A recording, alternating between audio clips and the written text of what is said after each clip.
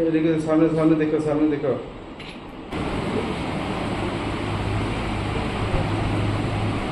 আজকে অ্যাকচুয়ালি গোপন খবরের ভিত্তিতে আমরা একটা সিক্রেট ইনফরমেশন পাই যে বিশাল মজা মোটরস্ট্যান্ডস্থিত এলাকাতে কিছু লোক ইলিগেলি তীর বা গ্যামলিং কিছু এখানে খেলা হচ্ছে। সেই মোতাবেক আমরা অ্যাকর্ডিংলি সঙ্গে সঙ্গে এখানে রেড করি এবং রেড করার পরে ওইখান থেকে আমরা দুজনকে অ্যারেস্ট করি। তাদের নাম হচ্ছে হামরুস মিয়া এবং প্রদীপ বর্মন, এবং তাদেরকে সবগুলো ফর্মালিটিস সম্পূর্ণ করে তাদেরকে থানাতে নিয়ে আসা হয় এবং একটি 12 TG একটা স্পেসিফিক একটি ঘটনাটা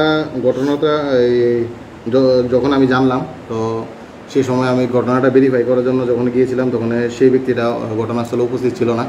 তো অ্যাকর্ডিংলি আমি ম্যাটারটা দেখছি, তদন্তের পরে বোঝা যাবে যে ব্যক্তিটা কোথায় আছে এখন। আমি সেই বিষয়ে লক্ষ্য করছি।